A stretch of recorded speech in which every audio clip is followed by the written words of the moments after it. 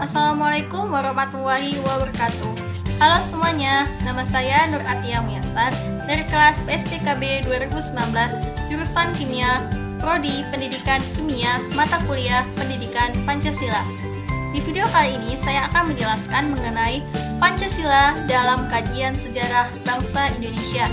Ada 5 poin penting dalam materi ini. Yang pertama, konsep dan urgensi Pancasila.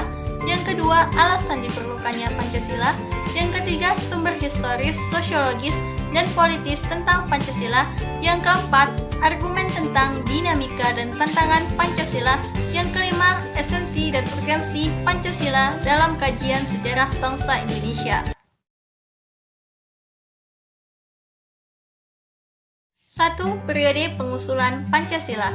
Pengusulan Pancasila pada awalnya dilaksanakan dalam sidang BPUPKI pertama yang dilakukan pada tanggal 29 Mei sampai dengan 1 Juni 1945.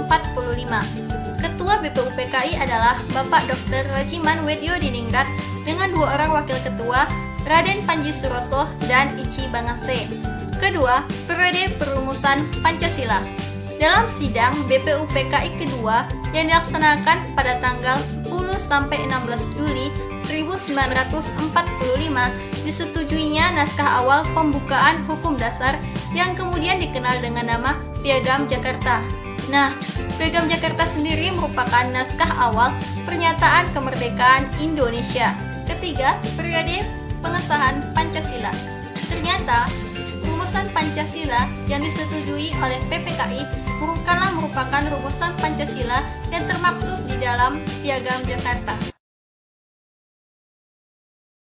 Yang pertama, Pancasila sebagai identitas bangsa Indonesia. Yang kedua, Pancasila sebagai kepribadian bangsa Indonesia. Yang ketiga, Pancasila sebagai pandangan hidup. Yang keempat, Pancasila sebagai jiwa bangsa. Yang kelima, Pancasila sebagai perjanjian luhur.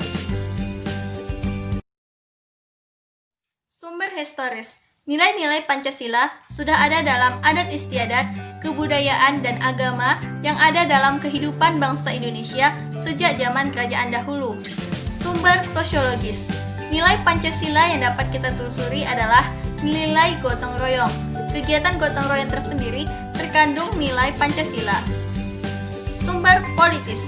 Nilai-nilai Pancasila yang dapat kita lihat adalah dalam kehidupan di pedesaan, di mana pola hidupnya bersama, bersatu, dan demokratis, yang mengandung nilai kekeluargaan sebagaimana sila keempat Pancasila.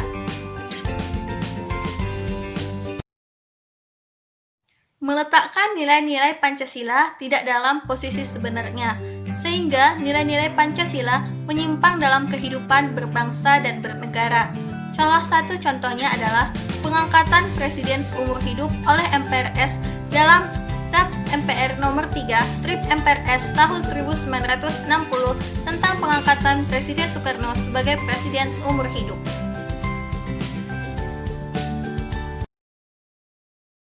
Esensinya, Pancasila dikatakan sebagai alasan filosofis berdirinya negara.